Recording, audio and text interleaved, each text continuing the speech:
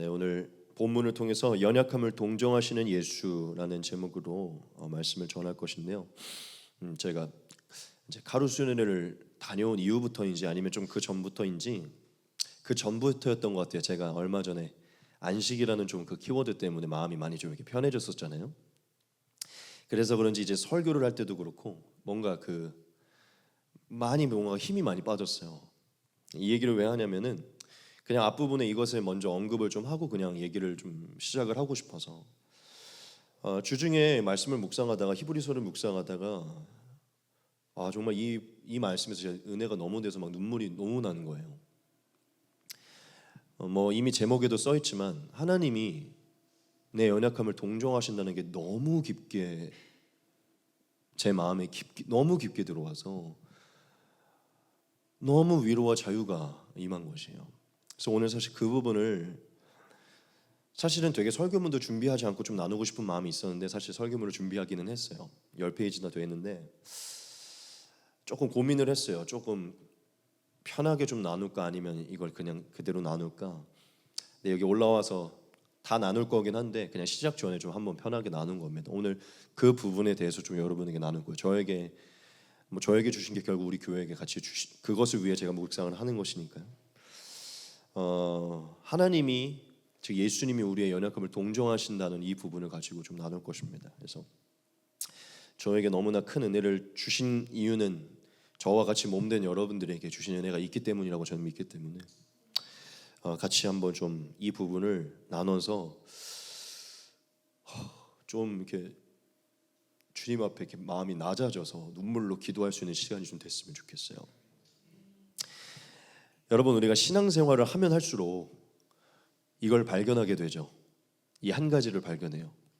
그게 뭡니까? 연약함이에요. 연약함. 우리는 신앙생활을 하면 할수록 발견해요. 연약함을. 근데 여기서 연약함이라 하면 좀 다양한 것을 내포하죠.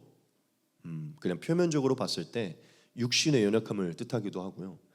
오늘 말씀에 보면 연약함이라는 단어가 나오는데 실제적으로 육신의 나약함을 의미합니다. 그리고 더 그것만 의미가 있지는 않고 총체적으로 모든 나약함을 의미해요. 우리가 정신적인 나약함도 있고 즉 연약함도 있고 내면의 연약함도 있어요. 그렇죠? 그리고 뭐 관계의 연약함, 죄의 연약함도 있어요. 우리가 신앙생활을 하면 할수록 이것들을 늘 발견을 하게 되죠. 그렇죠? 여러분 한번 좀 생각을 해봅시다. 우리가 처음 예수님을 믿었을 때도 뭐가 있었냐면 연약함이 있었어요. 그렇죠? 뭐 다들 모태신앙으로 믿어서 뭐 그럴 수도 있겠지만 제가 말하고자 하는 건 10년 전, 20년 전에도 늘 우리에게는 연약함이 있었어요. 근데 여러분 좀 생각을 해봅시다. 지금 꽤 많은 시간이 지났잖아요. 지금도 뭐가 있죠? 네, 지금도 연약함이 있어요. 그때와 다른 연약함이 지금 있을 수도 있지만 사실 우리가 돌아보면 그때의 연약함이 그대로 있는 것도 있어요. 그렇죠? 누군가는 이전의 그 연약함이 지금도 여전히 있을 수도 있고 완전히 다른 연약함이 새롭게 이전 거는 끊어졌지만 새롭게 발견되는 사람이 있을 수도 있어요. 누군가는 뭐 성적인 연약함이 있을 수 있고요. 누구는 물질의 연약함이 있을 수도 있죠. 뭐 사치를 한다던가 늘 자기의 그 수준에 안 맞게. 누구는 유흥의 연약함이 있을 수 있고 술의 연약함, 뭐 중독의 연약함, 관계의 연약함. 뭐 아까도 언급했지만 진짜 어려서부터 계속 갖고 오는 육신의 나약함, 연약함을 갖고 있는 분들도 있고 어려서부터 계속 갖고 있는 심리적인 어떤 연약함을 갖고 있는 사람들도 있죠. 제가 무슨 얘기를 하고 싶은 거냐면 우리는 신앙생활을 하면 할수록 이 연약함이 다 사라질 것 같은데 이전에 갖고 있던 게 여전히 갖고 있는 거가 있을 수도 있고 이전에는 없었는데 완전히 새롭게 발견되는 게 있을 수도 있어요. 그렇죠? 제가 뭘 강조하고 싶은 거냐면 저와 여러분들이 신앙생활을 하면 할수록 우리는 그것을 바라잖아요. 온전한 장성한 분량이 이르러서 그리스도에 이르러서 흠도 없고 점도 없고 책망받을 것이 없는 그리스도의 장성한 분량을 서려고 하지만 그런 목표를 갖고는 나가지만 그런 목표로 1년, 2년 늘 지금까지 예수님을 믿지만 그 횟수와는 너무 다르게 너무 그대로 있는 연약함이 있잖아요. 그렇죠? 뭘 말하고 싶은 거냐면 우리의 삶에 즉 우리의 신앙생활에는 끊임없이 연약함이 발견되고 나타난다는 것이에요. 저와 여러분들의 신앙생활 가운데 그것이 계속 있습니다.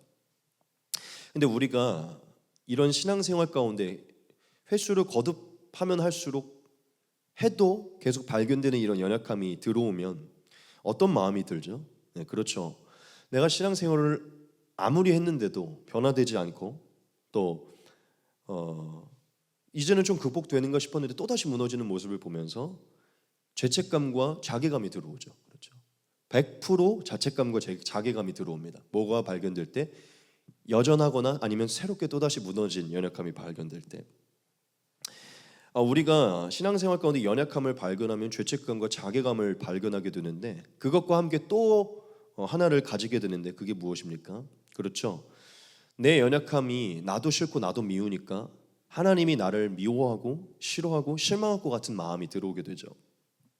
하나님도 나를 비난하고 책망할 것 같은 그런 마음이 든다는 것이죠. 사실 누구보다 어쩌면 여러분들보다도 제가 조금 더 이런 부분에 많이 노출되어 있을 수도 있어요.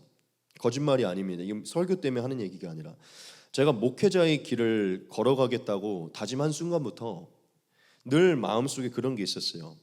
뭐 그들 때문은 아니라 하나님 때문이지만 그래도 목회자로 이제 걸어가니까요. 남들보다 더 실수하면 안 되고 더 거룩해야 되고 더 죄를 범해서는 안 되고 더 모범적이고 더 절제해야 되고 뭐 이런 생각들이 제 안에 많이 있었어요. 그런데 사실 여러분이나 저나 완전 다를 바가 없거든요. 여러분들은 저를 되게 대단하게 생각하는데 다를 바가 없어요. 똑같이 참고 있는 것뿐입니다.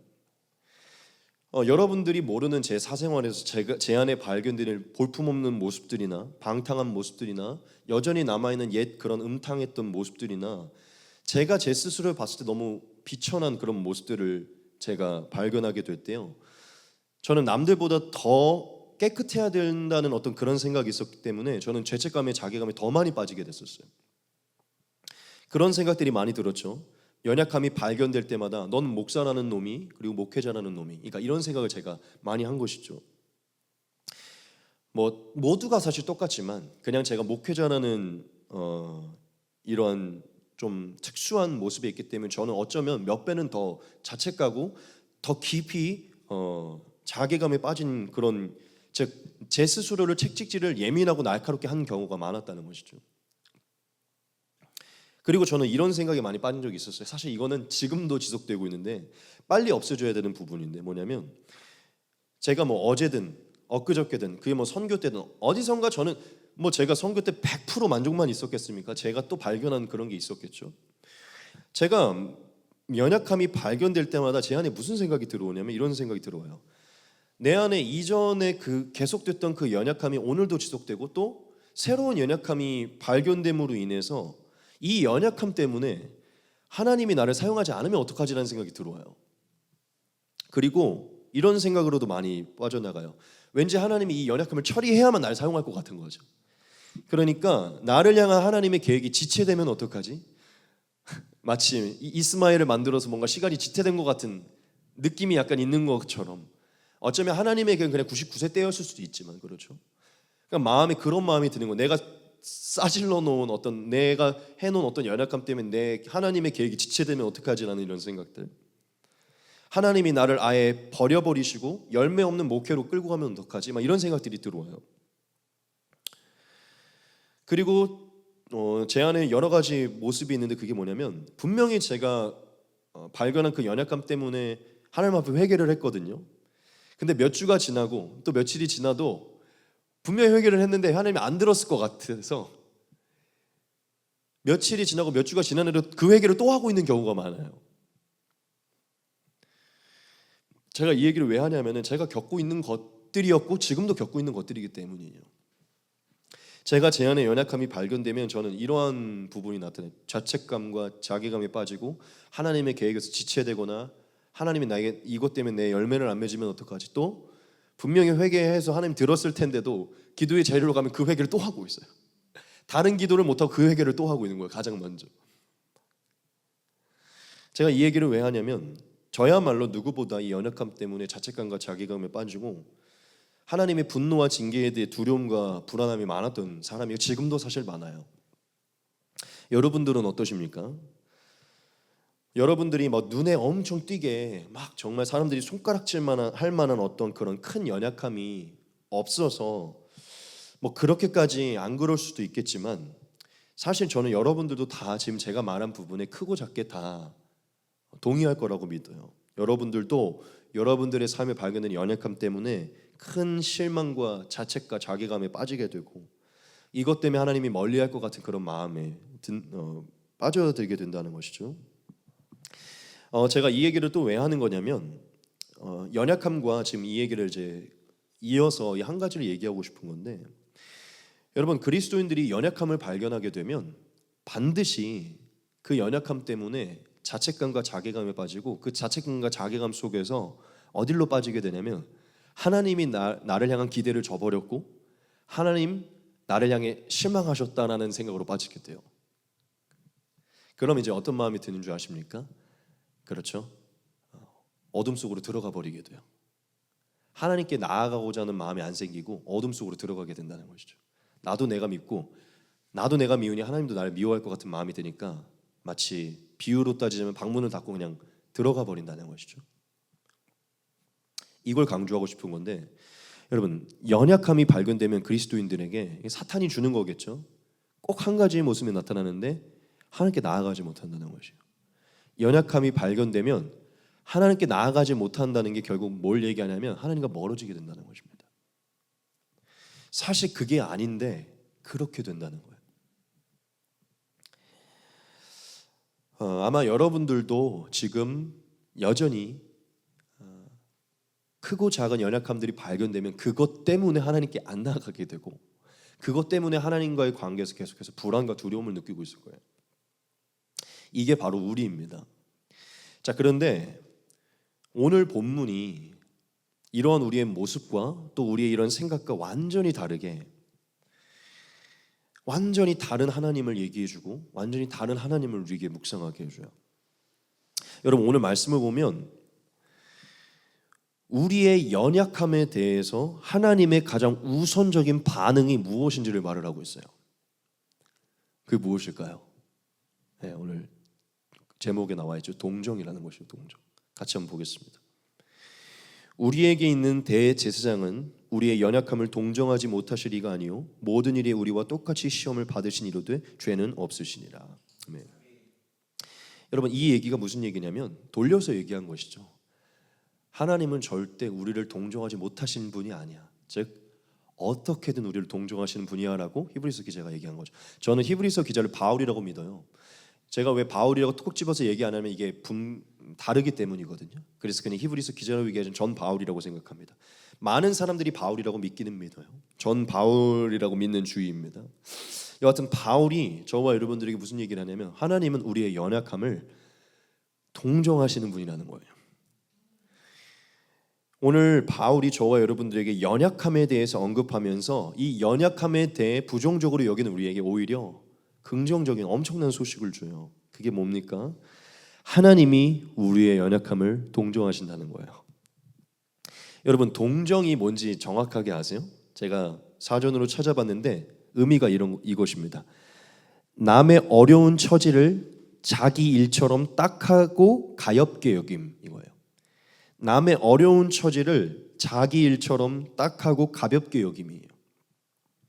자, 그러면 오늘 말씀 본문이 동정인데 이거를 좀 풀어서 얘기하면 바울이 뭘 얘기한 것이죠? 예수님의 자녀들이 연약함에 놓였을 때 그 연약함을 자기 일처럼 딱하게 여기고 가볍게 여기신다는 거예요. 가볍게. 제가 어제 이것 때문에 막 눈물이 막 너무 났었는데 여기 본문에 등장하는 이 동정이요 헬라어로 쉼파데오라는 의미인데요.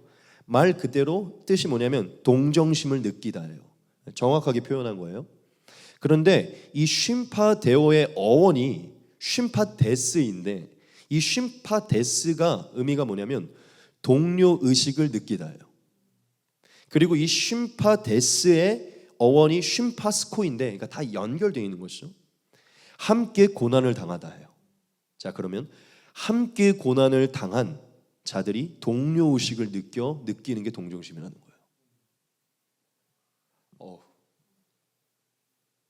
이러한 게 포함되어 있는 게 동정이라는 것입니다.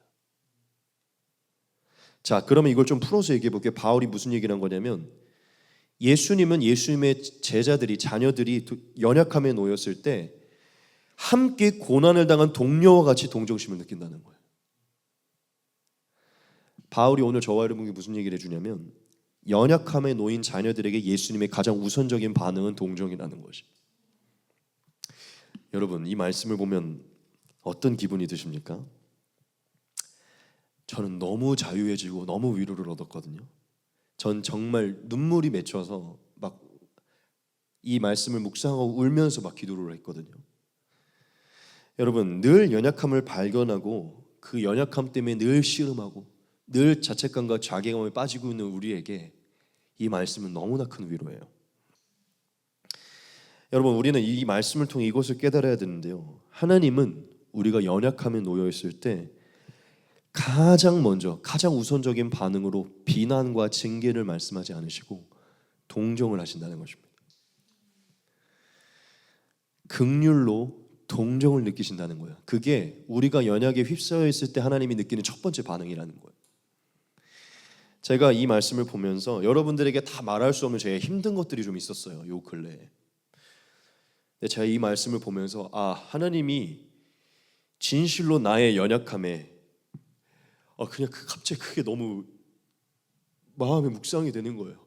내가 힘들어하고 있는 그 부분을 같이 힘들어하고 있구나. 그러니까 여러분들이 저는 아직 자녀가 없어서 그게 이해가 되겠지만 사실 저희 어머니가 늘 그랬거든요. 제가 뭔가를 힘들어하면 가장 먼저 그걸 동감해 주었어요. 처음에 비난을 하지 않고. 그러니까 하나님이 진짜 내 부모이신 그 하나님의 마음이 너무 느껴지는 거예요. 저는 늘 이 연약함을 극복하고 이 연약함을 이겨내야 된다는 마음으로 늘 자책하고 있었는데 내가 아파하는 만큼 같이 아파하고 동료의식을 느낀다는 마음을 제가 느끼면서 내가 상심하면 하나님이 내 아버지시고 나를 사랑하시니 내가 상심할 때 같이 상심한다는 게 너무 믿어지는 거예요. 마치 우리가 그때 민지를 울렸잖아요. 제가 화내서 민지를 울려서 우리가 민지 옆에 가고 막 이렇게 막 이렇게 같이 저는 늘 제가 연약함에 휩싸였을 때 하나님이 이렇게 팔짱을 끼고 막 이렇게 있을 것 같은 생각으로 많이 빠지는데 이 말씀을 보는데 제가 아파하고 있는 그 크기 그만큼 똑같이 하나님이 아파하기 원하고 내가 죄에서 벗어나기를 원하는 만큼 하나님도 너무 그걸 원하고 계시고 내가 죄에서 또 넘어져서 상심할 때 넌 거봐 그것밖에 안 돼 이것이 아니라 하나님도 일어나야 돼 할 수 있어. 그러니까 같은 마음으로 동정을 같은 자기 일처럼 같은 그 마음이 너무 느껴져서 너무 위로가 되는 거예요. 너무 자유가 일어나는 거예요. 나 혼자 싸우고 있는 게 아니구나. 같이 싸워주고 계시고 같이 이해하고 계시는구나. 여러분들은 어떠십니까? 저만큼 오늘 말씀 본문을 혼자의 자리에서 묵상을 해보지 않았기 때문에 똑같이 못 느낄 수는 있겠지만 하나님이 이것을 여러분들에게 말하고 있는 거예요. 제가 저에게 느끼게 하신 것을. 여러분 오늘 말씀은 우리에게 너무나 큰 위로와 자유를 주는 것입니다. 여러분 제가 저의 설교에서 늘 자주 언급하는 게 있잖아요. 그게 뭐죠? 우리가 하나님을 많이 왜곡하고 있다는 것이죠. 그렇죠? 사탄은 태초부터 아담과 하와에게 하나님을 왜곡된 인식으로 심어서 하나님을 떠나게 했죠. 저는 오늘까지도 늘 그 씨름을 하고 있는 것 같아요. 진짜 바울의 말처럼 우리가 지금 하나님을 거울로 보는 것처럼 희미하게 보잖아요. 하지만 하나님은 우리를 온전히 보고 하지만 마지막 날에는 얼굴과 얼굴을 대면하듯 선명하게 볼 거라고 얘기하는데 우리는 지금 하나님을 마치 이렇게 깨져버린 창으로 보고 있는 것 같아요. 조직신학적으로 그렇게 표현하거든요. 조직신학적으로 인간이 하나님을 볼 때 이렇게 본다고 얘기해요. 깨끗한 금도 없는 그 창으로 하나님을 봐야 되는데 마치 그 자동차 유리로 표현하는데 자동차 유리가 하면은 일반 유리보다도 마치 거미줄처럼 깨져서 반대편이 잘 안 보이잖아요. 그 사물이 그렇다고 얘기를 해요. 죄인된 인간이 하나님을 그렇게 잘 인식할 수가 없다고. 제가 무슨 얘기를 하고 싶은 거냐면 우리는 하나님을 많이 왜곡하고 있고 잘 인식하고 있지 못해요.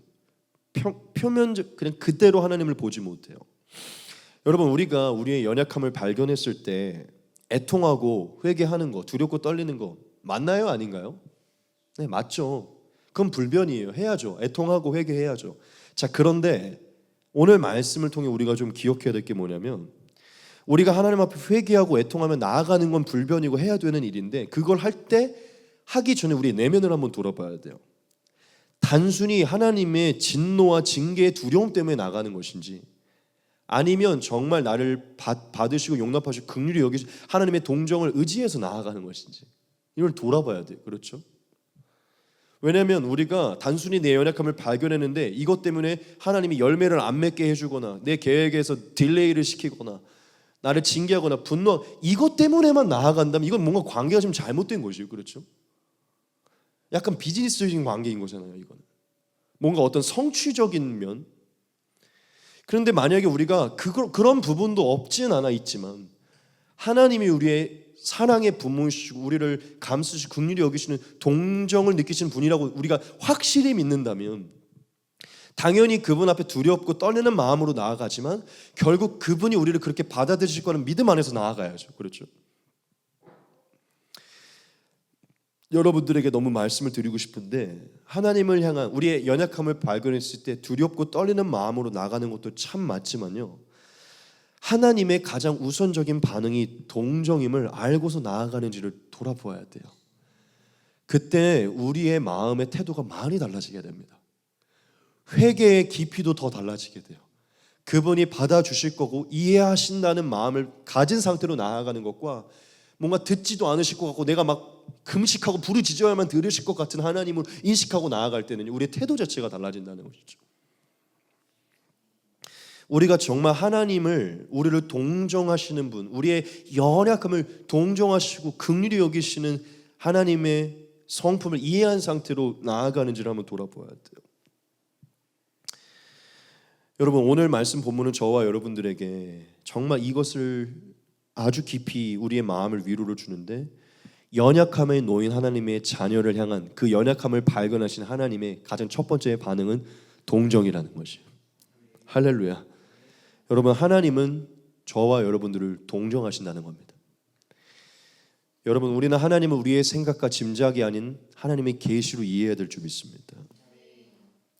자, 그럼 우리가 한 가지 좀 궁금증이 좀 생길 수 있어요. 그게 무엇이냐면, 아니 하나님께서 어떻게 우리의 연약함을 동정하시는가예요. 어떻게 하나님이 우리와 동료의식을 느끼냐는 거죠. 이미 근데 벌써 눈치채셨죠, 여러분? 긍휼히 여길 수는 있어, 불쌍히 여길 수는 있어. 근데 어떻게 동정하냐는 것이죠. 같은 동등한 입장에서 동료의식을 느끼면서 어떻게 자기 일처럼 그걸 느끼냐는 것이죠. 하나님이신데 어떻게 이게 가능하죠? 그렇죠. 하나님이 우리와 똑같은 모양과 모습으로 혈과 육을 지닌 인간으로 오셔서 우리와 똑같은 연약함에 시험에 휩싸여 봤기 때문이에요. 믿으십니까? 우리와 똑같이 시험 받으시고 똑같이 연약함에 휩싸여 보시고 똑같이 인내하고 절제하시고 똑같이 이 혈과 육의 연약함에 놓였고 그 모든 권세에 놓여봤기 때문이죠. 믿으십니까? 예수님이 연약한 우리를 이해하고 동정할 수 있는 위치로 낮아지셨기 때문이에요. 이 말씀을 다시 보겠습니다. 모든 일에 우리와 똑같이 시험을 받으시니로되 죄는 없으시리라. 이것이 바로 그분이 우리를 동정할 수 있는 유일한 근거를 얘기해 주는 거예요. 우리와 똑같이 동일한 시험을 받았다. 제가 사실 이 부분을 가지고 말씀을 전할까 하다가 제 핵심 포인트와 그냥 좀 다른 부분이어서 안 전했는데 그냥 이 한 가지만은 얘기하겠습니다. 여러분, 뭘 말하고 싶냐면 시험이 있어요. 시험이. 우리 모든 그리스도인들에게는 시험이 있어요. 여러분, 우리가 왜 연약함에 휩싸이게 되는 줄 압니까? 사실 그 근원적인 이유는 시험 때문이에요. 우리가 그 시험에 넘어지기 때문입니다.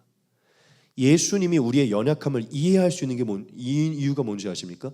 그 연약함을 만드는 시험을 예수님도 같이 경험해 보셨기 때문이에요. 근데 예수님은 넘어지지 않으신 것이고 우리는 넘어진 거예요. 즉 예수님이 혈과 육을 지닌 인간의 몸으로서 이 시험이 얼마나 힘들다는 것을 예수님도 아시기 때문에 우리를 동정하신다는 것이죠. 무엇을 말씀을 드리고 싶냐면, 여러분, 사탄은 예수님도 시험을 하세요. 우리가 죽을 때까지 우리를 시험할 거예요. 우리를 훈련시키기 위해 우리를 계속해서 넘어뜨리기 위해 하나님의 입장에서는 우리가 이 시험을 통과해서 훈련하고 단련하기 위해 우리 이 시험을 계속해서 허락하실 거예요. 여러분, 연약함은 시험 때문에 오는 것입니다. 우리가 이 시험이 있음을 꼭 기억해야 돼요. 여하튼 본론으로 다시 돌아오겠습니다. 예수님이 우리를 어떻게 동정하실 수 있는가? 우리와 똑같이 낮아지셨기 때문이에요. 여러분, 제가 월요일 날 정유훈 목사님을 만났어요. 이제 선교 가기 전에 원래 한번 만나기로 했는데 못 만나서 선교 갔다 와서 이제 월요일 날 만났어요. 근데 제가 이제 조 목사님을 통해서 살짝 들었던 얘기였는데 요즘 정유훈 목사님이 좀 힘들어 하신다는 거예요. 뭐 여러 가지 일들로.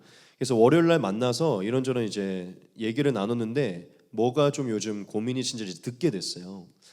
뭐 여기서 다 얘기할 수는 없지만 그냥 이제 잠깐만 살짝만 얘기를 하면 이제 개척한 지 6개월이 되셨잖아요, 정유훈 목사님이. 했는데 이제 6개월이 되고서 이제 막상 시작을 하고 나서 겪는 어려움들이 좀 있어서 이렇게 많이 좀 요 근래 상심도 좀 있었고 어떤 사건들도 있어서 개척 이제 6개월 만에 하고 좀 둘밖에 없잖아요 지금. 그러니까 그런 어떤 좀 어려움들을 얘기를 하시더라고요. 제가 이제 그 얘기를 들었는데 그 얘기를 들으면서 제가 정유훈 목사님한테 이렇게 말하지 않았어요. 뭐냐면 아니 아직 6개월밖에 안 됐는데 벌써 그런 얘기를 해요? 제가 그렇게 얘기하지 않았어요. 저도 약간 눈물이 맺히면서 약간 울면서 목사님 마음이 난 너무 이해가 되고 나는 그거를 지금 몇 년째 겪었다고 얘기를 해드렸는데 목사님이 너무 위로를 받으신 거예요. 뭐 제가 그렇게 얘기할 수도 있죠. 난 지금 이거 4년 5년째 지금 이러고 있는데 6개월밖에 안 되셨죠. 이게 말할 수도 있잖아요 그렇게. 근데 그런 마음이 단 1도 안 드는 거예요. 목사님 저 그거 엄청 느꼈고 사실 지금도 느끼고 있어요. 그러면서 이거 여러분들에게 말할 수 없는 이제 목회자들의 고민인 것인데 여러분 어떻게 보면 지금 정유훈 목사님이 연약함을 직면한 거거든요. 자기 인간적인 뭔가 포부를 시작했는데 생각보다 이게 어려운 것이죠. 유훈 목사님이 어떤 연약함이 있는 것이죠. 이 영상이 이제 괜히 아이고 목사님 뭐 그런 거 아닙니다. 네. 연약함이 있는 것이잖아요. 그렇죠. 어떤 그리고 그걸 저한테 막 허심탄회하게 털어놓으신 거죠. 이제 같은 이 길을 먼저 가니까. 근데 정말 비난을 하거나 권면을 하거나 조언을 해주고 싶은 마음이 없고 제가 너무 동일한 고난을 먼저 받았고 지금까지 같이 받고 있고 같은 라인에서 이제 목사님 6개월 된 거고 나는 지금 같은 라인의 동료의식이 느껴지면서 그냥 이거를 긍휼히 여기게 되고 그냥 그 마음을 이해하게 되더라고요. 제가 오늘 말씀과 월요일날 이 만남이 너무나 딱 맞아 떨어진다는 제 마음을 느낀 게 하나님이 그걸 깨닫게 해주셨어요. 예수님께서 우리와 동일한 연약감에 휩싸인 시험에 놓였기 때문에 예수님이라고 성적인 유혹이 없었겠습니까? 예수님이라고 외로움이 없었겠어요? 예수님이라고 십자가 사실 그게 반증하고 있는 것이죠. 예수님이 내 잔을 옮겨달라고 말한 게 예수님이 힘들었다는 것을 얘기하잖아요. 예수님이라고 그 모든 것에서 벗어나고 싶은 마음이 없었겠냐는 다 유혹이 있고 사탄이 계속해서 네 권력을 네 권세를 부려 네 나라를 확장해 해서 얘기하잖아요. 예수님이 우리와 똑같은 혈과 육을 지니시고 우리와 똑같은 분노에 대해 성적에 대해 여러 가지 그걸 가지고 계셨던 분이기 때문에 우리가 그것을 참고 있는 게 얼마나 힘든지 예수님이 동정하신다는 것이죠. 당연히 어떠한 부분에서 우리를 다루셔야 되고 교정하시고 완성하셔야 되니까 우리에게 그런 부분들을 책망하실 수도 있고 조언을 해줄 수 있지만 제가 말하고자 하는 것은 1번은 그 가장 우선은 동정이라는 것이에요. 제가 결국 유은 목사님과 그 수많은 시간 얘기를 통해 긍휼과 동정을 나눈 이후에야 조금 맨 마지막에 조언을 해줬어요. 나는 이걸 이렇게 극복했어요, 목사님. 무슨 얘기냐면 그 조언도 결국은 동정에서 나온 거예요. 예수님은 저와 여러분들이 우리가 연약해 휩싸였을 때 우리에게 조언을 하더라도 그건 동정에 비롯된 것입니다. 사랑과 긍휼에 비롯된 것이 믿으십니까? 여러분 저는 이것을 진짜 깨달았어요. 그게 뭐냐면 상대방의 아픔을 함께 느껴보면 진짜 그 아픔을 함께 느껴본 자라면 절대로 그 상대방의 아픔의 연약함에 대해 가장 먼저 책망이나 비난이 나오지 않는다는 거예요. 지금 이제 육아하시는 분들 만나면 야 뭐 한 명 놓고 그래? 그렇게 얘기 안 하잖아요. 그렇죠? 뭐 그런 마음이 있을 수 있겠지만 왜 그런지 아니까. 내가 먼저 와봤으니까 그렇죠. 여자들은 이해를 하시겠죠. 여러분 상대방이 직면한 연약함에 나도 휩싸여본 경험이 있다면 절대 그 연약함을 가진 자에게 가장 먼저 비난이나 책망하지 않아요. 이게 뭘 반증해 주냐면 예수님이 우리에게 그렇게 하신다는 것이죠. 다시 한번 얘기하지만 예수님이 우리에게 권면하시고 조언해 주실 수 있지만 그거는 풍성한 긍휼과 풍성한 동정이 지난 그 터널을 지난 뒤에 나오는 거예요. 믿으십니까? 예수님이 우리에게 징계를 주고 저주를 주실 때도 마찬가지라고 저는 믿습니다. 여러분 하나님은 사랑이셔서 하나님이 내리시는 모든 것은 사랑에서 비롯된 것입니다. 예수님이 우리에게 요구하시고 어떤 시간을 주고 행하는 모든 것은요 동정이 빠진 것은 하나도 없어요. 동정을 지나 결국 그것을 주시는 것입니다. 이것을 느낄 때 우리가 연약에 휩싸였을 때 그리고 그 연약으로 인해 어떤 문제가 일어나더라도 우리는 이것을 예수님이 더 함께 느낀다는 것을 느낌으로 그분께 더 나아갈 수 있는 힘이 생겨요. 여러분 우리는 이 부분을 진실로 기억해야 됩니다. 예수님이 대체 우리를 어떻게 동정하실 수 있는가? 예수님 하나님이시면서도 우리의 형제와 친구로 이 땅에 찾아오신 거예요. 여러분 이렇게까지 표현하고 싶어요. 예수님보다 우리가 더 고난을 많이 당하는 것 같죠. 그런데 사실 그거는 잘못된 얘기예요. 사실 예수님은 하나님이시면서도 우리보다 더 큰 고난을 받았어요. 더 큰 시험을. 그렇죠? 즉 우리보다 더 큰 연약함과 시험과 고난에 있어 봤기 때문에 우리를 이해하실 수 있다는 것이죠. 하나님이시면서도 고난을 통해 우리를 이해하신다는 것이죠. 우리와 같은 동료와 같이 형제로 친구로 동료로 낮아지셔서 우리를 동정하신다는 것이죠. 예수님은 하나님이시면서도 우리와 동일한 모습으로 오신 분이시기 때문에 지금 저와 여러분들이 겪고 있는 그것을 멀찌감치 해서 넌 아직도 그 모양 그 꼴이고 그걸 아직도 극복하지 못하고 아직도 이렇게 말하지 않으시고 인간의 연약함의 모든 것을 동정하신다는 것입니다. 그분 안에 이 모든 것이 있었기 때문에 여러분 시간이 이제 많이 길어지네. 금방 뒤에 많이 있지만 그냥 좀 짧게 하고 마칠게요. 요즘 이제 마음이 많이 가벼워져서 여러분 일단 우리가 오늘 말씀 본문으로 가장 첫 번째 이것을 새겨야 돼요. 정말 오늘 여러분들의 생각을 많이 오픈하고 싶은데 하나님에 대한 왜곡된 인식을 바꾸시기 바랍니다. 오늘 이 시간까지 지금 오늘 이 시간까지 우리 안에 있는 연약함이 있는데 그것 오늘 정말 이 예배 가운데 하나님이 여러분이 말씀드립니다. 예수님이 가장 우선적으로 동정하고 계신다는 거예요. 비난과 책망을 준비하고 계시지 않고 같이 상심하고 같이 이겨내고자 같이 동정하고 계신다는 것이죠. 할렐루야. 자, 그렇기 때문에 바울이 저와 여러분들에게 이 진리를 말하고서 저와 여러분들에게 두 번째로 이것을 강조합니다. 그게 무엇이냐면 너희가 만약 왜곡된 인식이 아니라 이러한 풍성한 긍휼과 사랑으로 우리를 동정하시는 예수님을 우리를 위해 이미 그것을 완성한 대제사장이 있음을 너희가 신뢰한다면 그걸 알았다면 그럼 이제는 연약함을 가졌을 때 숨지 말고 연약함을 가졌을 때 하나님께 나아가지 못하는 길로 나가지 말고 도리어 연약함을 가지고 하나님께 나아가라는 것이에요. 같이 보겠습니다. 그러므로 이 그러므로는 앞에 얘기를 가지고 온 겁니다. 연약함을 동정하시는 이가 있기 때문에 그러므로 우리는 긍휼하심을 받고 때를 따라 돕는 은혜를 얻기 위하여 은혜의 보좌 앞으로 담대히 나아갈 것이니라. 네. 여러분 바울이 저와 여러분들에게 분명히 말합니다.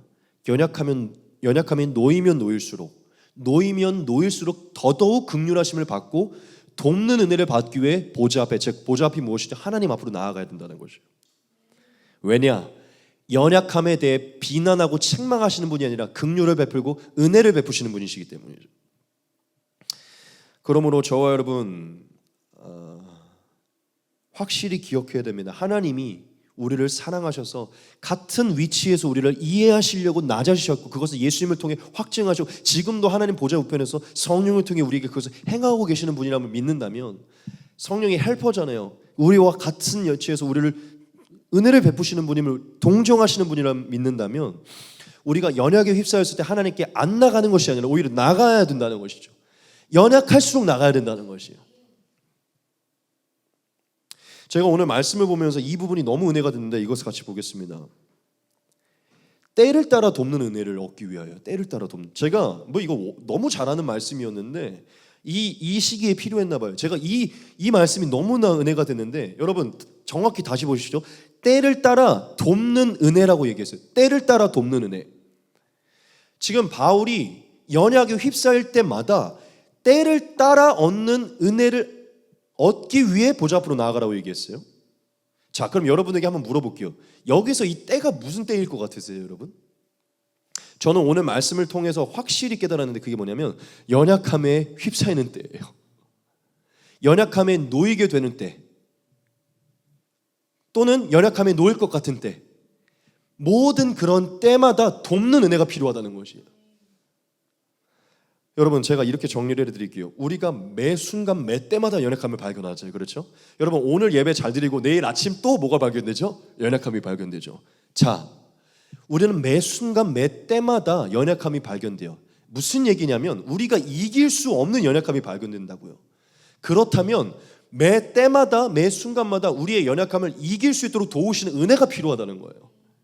연약함이 생기면 하나님을 멀리 생각해서 오히려 숨는 것이 아니라 하나님 멀어지는 것이 아니라 그럴 때마다 오히려 이 연약함을 가지고 돕는 은혜가 필요하니 연약함이 일어날 때마다 또한 이 연약함이 예상될 때마다 하나님께 나아가야 된다는 것이죠. 여러분 오늘 이 바울의 얘기가 너무 중요해요. 분명히 이렇게 얘기했어요. 돕는 은혜, 돕는 은혜, help, 돕는 은혜. 이게 굉장히 중요한 부분입니다. 우리가 도움이 없이는 벗어날 수 없다는 거예요. 돕는 은혜가 필요하다는 것이죠. 여러분 우리는 때를 따라 딱 이런 저의 비유를 들게요. 딱 이제 수련회를 가거나 뭘 하러 가면 딱 제 안에 뭐가 생기냐면 제가 예를 들어 사역을 하는 장소 가는 거기에서 일어날 그 연약함이 벌써 예상이 돼요. 제가 그래서 미리 얘기했죠. 전 날카로워지고 예민해집니다. 그래서 저는 그런 수련회가 있을 때마다 아침 저녁으로 기도의 자리로 갑니다. 왜 가는 줄 알아요? 이거를 다 얘기해요. 하나님 오늘 날카롭지 않게 하게 없어서 뭐가 없게 하옵소서. 매일 이번에도 매일 기도했어요. 제가 뭘 얘기하냐면 때를 따라 돕는 은혜가 필요해요. 연약함에는 저는 연약함에 아예 휩싸이기 전부터 연약함을 예방하기 위해 때를 따라 돕는 은혜가 위에 나갑니다. 그리고 이미 이 연약함과 싸우고 있는 중에도 기도하고 나중에 연약함이 완전히 전복돼 갖고 완전히 제가 무너져 있을 때도 또다시 나아가요. 일어나기 위해서. 여러분들에게 오늘 바울의 말씀을 통해 말씀을 드리기 원하는데 연약함이 발견될 게 예상이 됩니까? 또한 지금 연약함과 싸우고 있습니까? 또는 지금 연약함이 완전히 휩싸여 있으세요? 그때마다 돕는 은혜를 위해 나아가셔야 돼요. 하나님께 안 나가면 절대 도움을 받을 수 없습니다. 이 연약함은 우리가 극복할 수 없다고요. 하나님께 나아가야 돼요. 할렐루야. 저는 이게 너무 다르게 보였어요. 때를 따라 정말 우리는 때마다 연약함을 발견하는 그 때마다 그냥 은혜가 아니라 우리를 도와주시는 은혜가 필요하구나. 깨달은 거죠. 나는 도움이 없이는 살 수 없는 자인 거예요. 도움이 없이는 이 은혜를 극복할 수가 없는 자예요. 그래서 성령은 헬퍼인 거예요.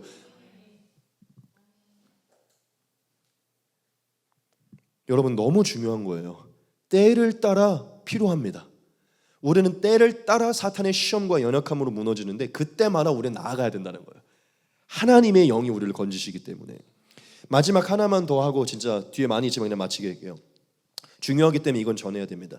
때를 따라 은혜의 보좌 앞으로 바울이 뭐라고 해요? 담대히 나아갈 것이라고 얘기하죠. 담대히. 자, 우리가 담대히 나아가야 됩니다. 그렇죠? 숨지 말고 그냥 담대히 나아가야 돼요. 하나님 동정하시니 비난하지 않고 동정하시니 그냥 나아가야 돼요. 어떠한 큰 죄를 범했든 나아가야 돼요.